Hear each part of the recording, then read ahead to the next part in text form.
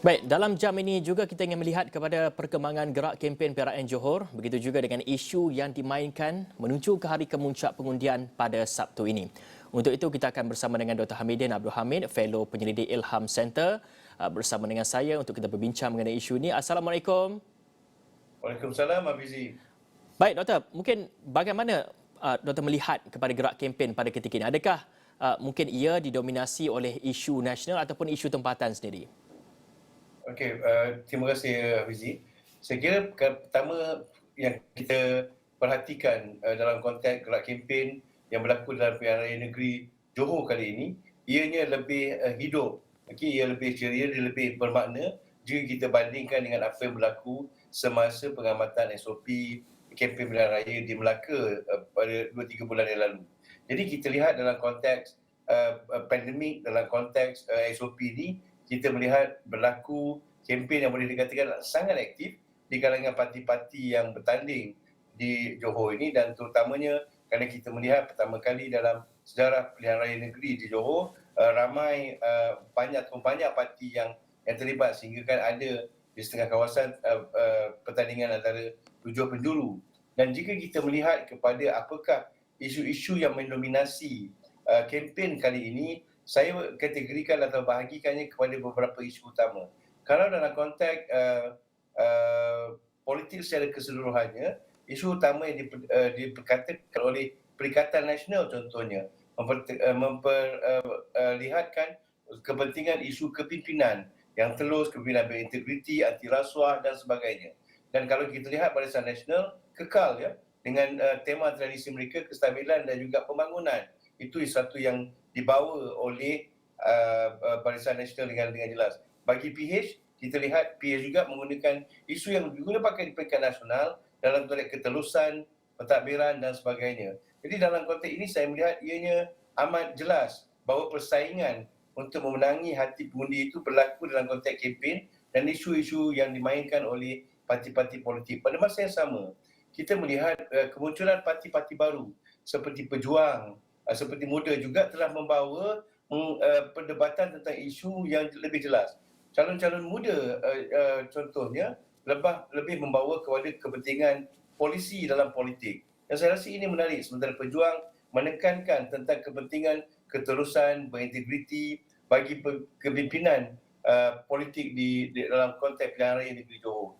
Jadi saya melihat isunya sangat aktif dan sudah tentu apabila kita bercakap tentang isu, lebih diberikan penekanan terutamanya di peringkat negeri ini ialah isu-isu yang bersaraf lokal. Contohnya persoalan tentang jalan raya, persoalan tentang infrastruktur masih lagi diperkatakan, dijanjikan oleh parti-parti politik. Begitu juga dengan demand ya. Saya sebenarnya tertarik juga untuk melihat demand dikeluarkan oleh masyarakat setempat ketika itu yang lebih menekankan kepentingan penyelesaian kepada permasalahan seharian mereka, terutamanya dalam konteks ekonomi dan pembangunan infrastruktur di negeri Johor. Doktor, kalau kita lihat pada PRN ataupun kepada PRK sebelum inilah, figura politik ini akan turun ramai sekali. BN sebagai contohnya ada Datuk Seri Najib, Datuk Seri Zahid, dan PKR ada Datuk Seri Anwar Ibrahim. Bersatu mungkin Tan Sri Muhyiddin Yassin. Adakah dengan kehadiran figura ini, mereka ini turun ke kawasan dilihat sedikit sebanyak boleh mempengaruhi undi pengundi itu sendiri? Jika kita melihat kepada apa yang telah berlaku dalam trend pengundian sebelum ini ya, dan begitu juga dengan apa yang berlaku di peringkat negeri Johor ini, kita tidak menafikan bahawa kemunculan figura-figura utama politik ini menarik ketika kempen berlaku. Jadi apa yang kita perhatikan, kempen sesebuah parti politik itu lebih mendapat perhatian bagi masyarakat setempat dan juga media untuk mempengaruhinya. Dan kalau kita lihat apa yang dilakukan oleh Barisan Nasional, mereka masih lagi menggunakan pakai Datuk Seri Najib Razak sebagai penarik utama kempen mereka dengan longan apa malu bosku dan sebagainya. Pada masa yang sama kita melihat ketokohan Tan Sri Muhyiddin Yassin diguna pakai sepenuhnya dan boleh dikatakan beliau menjelajah ke seluruh Johor ketika ini untuk memastikan bahawa Perikatan Nasional itu berada di tempat dan di landasan yang sebenarnya untuk memberikan saingan kepada parti-parti lain. Dan pada masa yang sama kalau kita lihat Tun Mahathir Mohamad sendiri, walaupun dengan Parti Pejuang yang baru bertanding di 42 kursi, beliau sendiri turun berkempen di beberapa buah kawasan di Johor. Jadi saya melihat figura-figura ini sudah tentu memainkan peranan dalam menarik perhatian pengundi kepada persoalan kempen. Tetapi sejauh manakah figura-figura ini mampu untuk membawa pengundi keluar mengundi? Saya kira ianya masih lagi boleh dipersoalkan. Jika kita lihat apa yang berlaku di pilihan Negeri Melaka, terutamanya di kalangan Barisan Nasional, Datuk Seri Najib diguna pakai sepenuhnya juga di Melaka, tetapi kadar yang keluar mengundi masih lagi rendah. Jadi ini cabaran utama. Sebenarnya ia bukan sahaja bergantung kepada figura-figura ini. Figura ini lebih bagi saya untuk membawakan hype kepada kempen. Tetapi cabaran bagi parti-parti politik ialah untuk membawa pengundi keluar ketika hari pengundian. Dalam konteks inilah saya kira persaingan di Johor kali ini akan sedikit berbeza berbanding dengan Melaka. Dan saya kira parti-parti politik telah belajar daripada kelemahan, kesilapan yang berlaku di Melaka, dan mereka akan cuba mengatasinya, terutamanya dalam konteks jumlah yang keluar mengundi yang terlalu rendah di Melaka. Dan Doktor, kita juga ingin melihat kepada pola pengundian terutamanya di Johor. Jika kita lihat sebelum ini, Johor sebelum ini mungkin dilihat sebagai kubu bagi Barisan Nasional, dan di Johor juga terdapat 73 tanah rancangan Felda yang juga meliputi 20 DUN di Johor. Dan tahun lalu kita lihat sepada Hari Peneroka Felda 2021, Perdana Menteri Tan Sri Muhyiddin Yassin pada ketika itu mengumumkan kerajaan melalui Felda bersetuju melupuskan sebahagian pinjaman peneroka berjumlah 8.3 bilion ringgit. Pada pandangan doktor, adakah pengundi di Felda ini akan membalas budi di kertas undi nanti? Terima kasih Hafiz. Saya rasa itu satu soalan yang sangat menarik.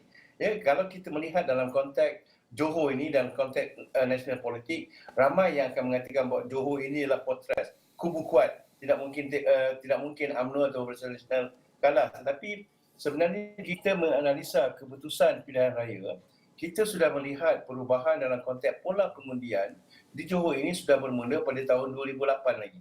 Dan itu bagi kami penganalisa tidak memeranjatkan bahawa Johor jatuh kepada kalangan PH pada 2018.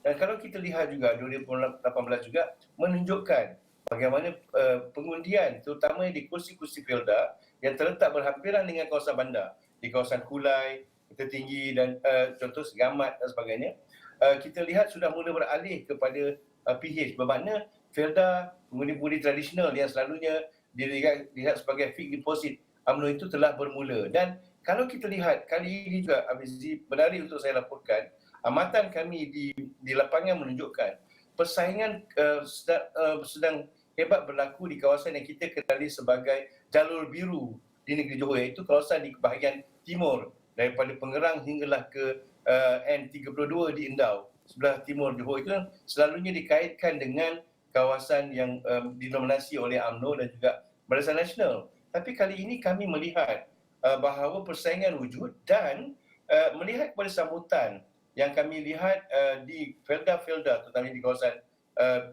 Malay Belt di Johor ini, terhadap parti-parti lain, terutamanya kepada Perikatan Nasional, saya merasakan yang akan berlaku satu persaingan sengit. Buat pertama kalinya kepada UMNO di kawasan-kawasan ini. Dan ini menarik kerana itu kita lihat kepada sambutan itu malahan boleh dikatakan lebih baik daripada apa yang berlaku jika dibandingkan pada 2018. Jadi saya kira pola pengundian ketika ini masih lagi akan ditentukan oleh pengundi-pengundi Melayu, sudah tentu.